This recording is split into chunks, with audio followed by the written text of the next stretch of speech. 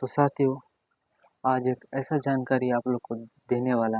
वो जानकारी ये है कि हमारे बस्तर में बस्तर दशहरा जो होता है वहाँ जो देवी देवता हैं उनको सुरक्षित रहने उनको रखने के लिए रहने के लिए आदिवासी जो रथ खींचते हैं उनको रहने के लिए भी सुविधा नहीं।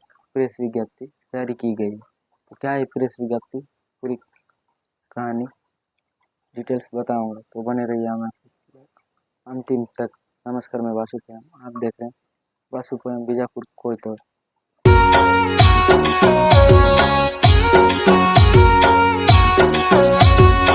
तो प्रेस विज्ञप्ति में लिखा है प्रेस विज्ञप्ति 2/10/2025 बस्तर दशहरा में शुरू में लिखा है बस्तर दशहरा में नेताओं के लिए पंडाल, आदिवासियों के लिए जर्ज मंडी राजूसोड़ी। शुरू में लिखा है पॉइंट। तो नीचे लिखा है जनपद पंचायत दरबा के जनपद सदस्य राजूसोड़ी ने प्रेस विज्ञप्ति जारी कर कहा कि बस्तर की पहचान उसकी आदिवासी संस्कृति, परंपरा और आस्था से है। यहाँ का सबसे बड़ा पर्व बस्तर दशहरा केवल धार्मिक उत्सव नहीं बल्कि आदिवासी समाज की आत्मा और गौरव का प्रतीक है। तो लेकिन आज स्थिति यहाँ है कि जिस पर्व को आदिवासी समाज अपने आदिवासी समाज अपने श्रम और आस्था से जीवित रखता है, उसी में उन्हें सबसे अधिक अपमान और असुविधा का सामना करना पड़ता है। आगे लिखा है उन्होंने कहा कि दशहरा में रथ खींचने वालों और देवी देवताओं के रक्षकों को कृषि मंडी जैसे असुविधाजनक स्थानों पर ठहराया गया। तो पहले भी बताया था, आप सुन रहे हैं क्या लिखा है। आपको इधर शो भी कर रहा होगा, स्क्रीन दे दूंगा, इधर शो करेगा। तो स्थानों पर ठहराया जा रहा है। बरसात के दिनों में लोग पानी में भीगते हैं और मालवाहक ट्रकों से इधर उधर लाए जाते हैं। वही दूसरी ओर नेताओं के लिए करोड़ों रुपए के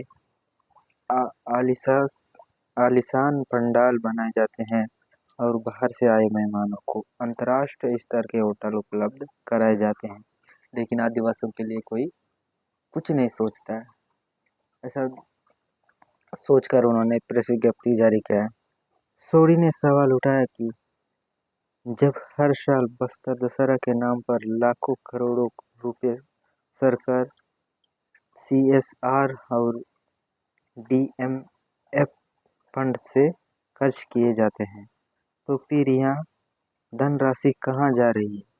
क्या यहाँ केवल लालबाग की सजावट और नेताओं की खनिज संपदा वर्षों से बस्तर में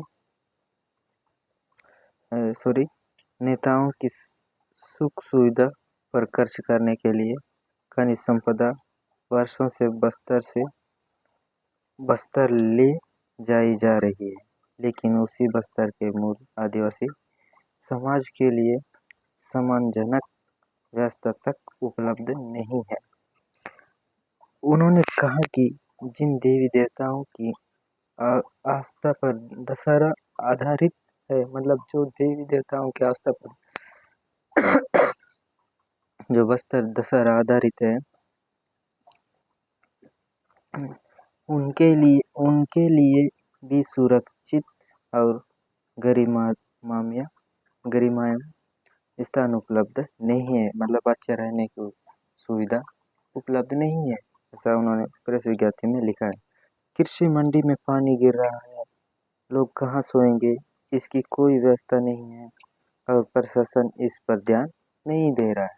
प्रशासन मतलब सरकार इस पर कोई ध्यान नहीं दे रहा है। सोडी ने चेतावनी दी कि बस्तर दशहरा की आत्मा आदिवासी समाज में ही बसती है। यदि यही समाज उपेक्षित और अपमानित रहेगा तो पर्व की आत्मा कमजोर होगी। सरकार और प्रशासन को चाहिए कि नेताओं की सुख सुविधा पर खर्च करने की बजाय आदिवासियों के सम्मान उनकी परंपरा और उनके देवी देवताओं की उचित देख रेख में धन लगाए, यही असली बस्तर का विकास होगा। तो प्रेस विज्ञप्ति में आपने सुना होगा कि क्या कुछ कहा राजेश्वरी ने। उन्होंने कहा कि हमारे आदिवासियों की वजह से बस्तर दशहरा जो फेमस है, लेकिन उनको ही सही ढंग से रहने सोने की सुविधा नहीं है।